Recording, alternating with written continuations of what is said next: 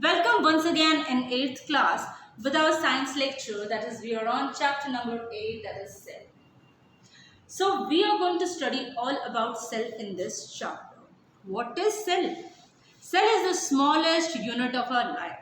Yes, it is the smallest unit and which cannot be seen with our naked eyes. We need some help to see it. Let us discuss first who coined this. So find out that cell is Robert Hooke. Robert Hooke find out in the Koch cells that this is cell, right? So it is discovered by Robert Hooke and it cannot be seen with our naked eyes and they can be seen while using these microscopes. What are the microscopes which are used to see these cells? Compound microscope, what we are using in our science laboratories. Of course, we are having the prepared slides also, which we can just use these slides to observe the cell. We have a blood cells slides, we can see them. And let me tell you, smallest cell is of RBC. Yes, RBC is the smallest cells. Millions of cells are prepared in 1 second and millions are ruptured in 1 second. So RBC is having an enormous number of cells inside it. So let me tell you one more thing, that is electron microscope. Electron microscope is not used in laboratories, of course. It is used in industrial level where it is used for magnifying the things like about 1 lakh and all. Right? And in these compound microscopes, near about 1000 units it was expanded to see an object. Right?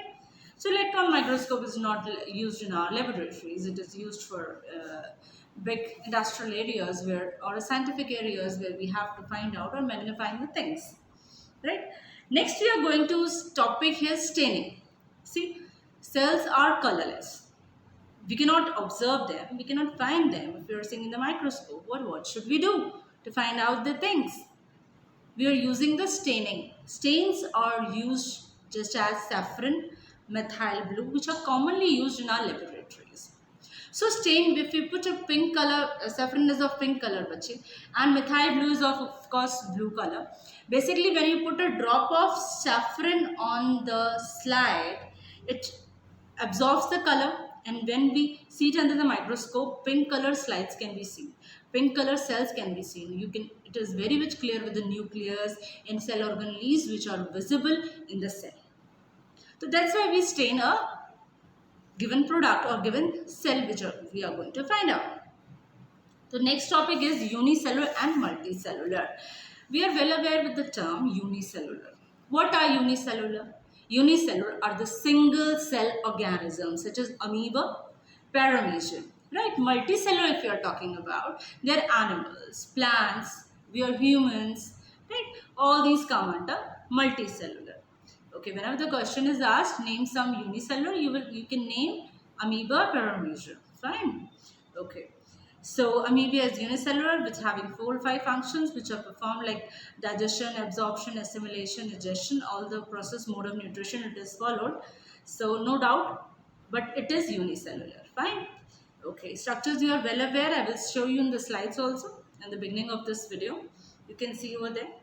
Next is multicellular. We have done level of organisms from cell to organism. Okay, how the level is increasing, like many cells together perform a same function. And when many cells have performed the same function, then it is called a tissue. And when many tissues are combined together, they form an organ. And when organs are combined together, they form the organ system.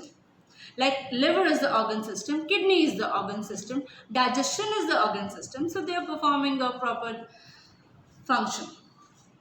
So that is all about from a life cell to all organ system, right?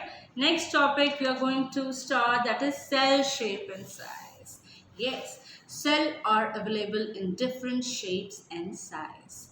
So cell shapes can be spherical, spindle shape, elongated, many shapes they are present. Okay, so if you're talking about spherical, egg is a very good example.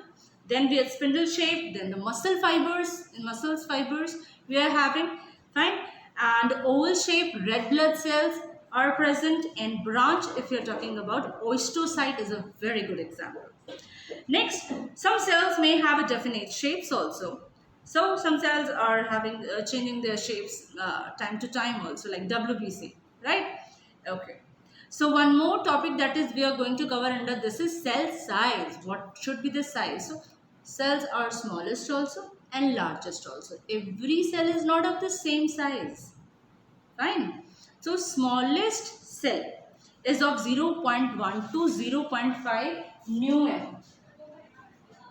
0.5 μm. This is micrometer per day. And cell is measured in the millimeter. And cell size is measured, smallest size if we'll talk about 0.1 mu to 0.5 μm, smallest one. And smallest one is RBC, red blood cells. And if you are talking about largest cell, then it is nerve cell which is present in our human body. If we talk about all around, that is ostrich egg is having the largest cell, but we are talking about human over here. So हम बात कर रहे हैं nerve cell, right? Okay. So you can learn the how much millimeters it contains. Now part of the cell, let's talk about. Cell contains many parts.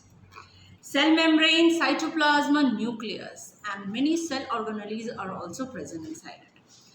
Till here I have done the introduction only. This is the introductory part, where it is present, how it is present, what in which thing it is available. Now we are going to discuss with a chart that how, where it is present, what are the cell organelles, what they are going to work, what are their functions. Okay.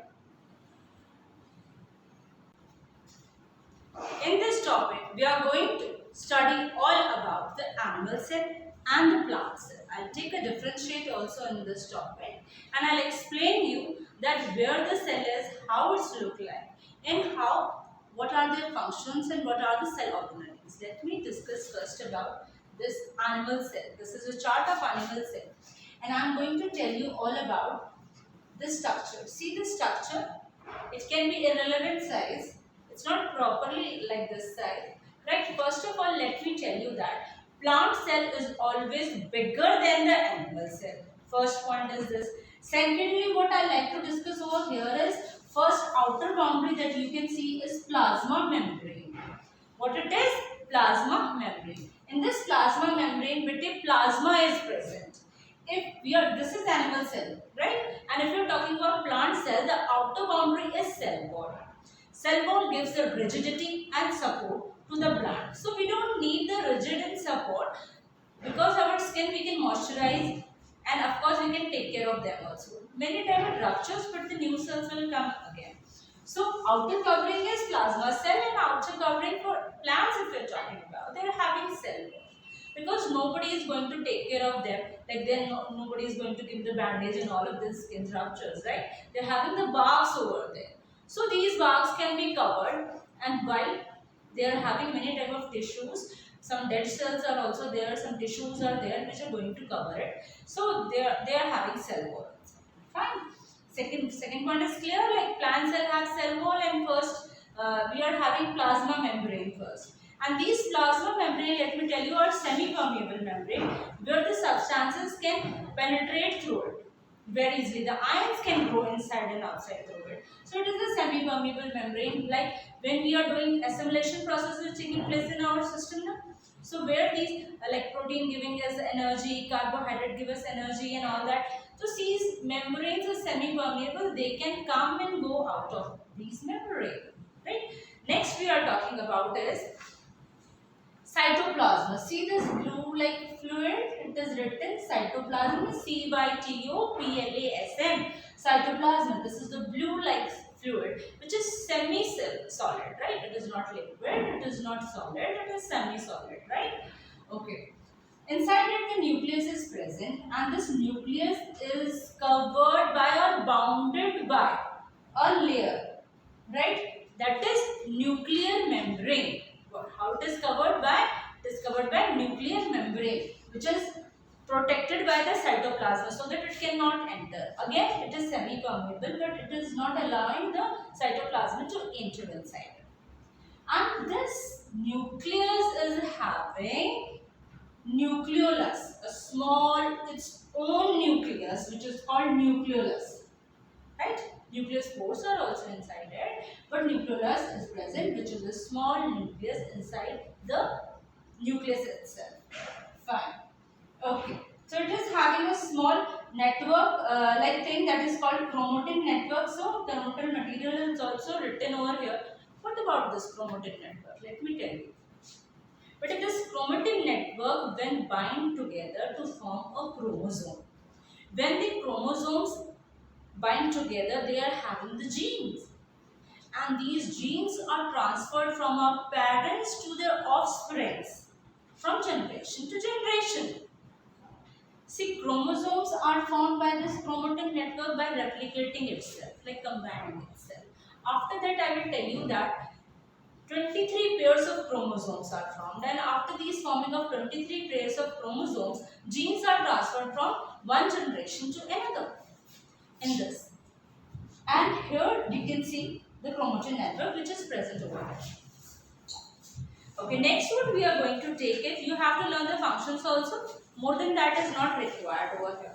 Many cell organelles are also present over here. First, let me talk to you about mitochondria. There are a numerous number of mitochondria are present in the cytoplasma. Yes, they have a definite shape and they are the powerhouse of the cell. They are giving the energy like ATP. 32 molecules of ATP are given by these mitochondria in the respiration. So you must no need to learn in a deep, but you must know they are the powerhouse of the cell when we are asking you. Next is vacuole. See vacuole, if I differentiate with the plant cell having a very large vacuoles. We don't need such a big vacuoles, little bit vacuoles are present. Because we can moisturize our skin, if we need water, we can take the waters. But if we are talking about plant cells, of course, they have a big vacuoles inside them. Because timely they didn't get the water, they have to store the water and go inside the vacuoles. Okay. Next we'll talk about endoplasmic reticulum. You can see over here endoplasmic reticulum above this nucleus. So we can write in the short here also smooth endoplasmic reticulum and rough endoplasmic reticulum.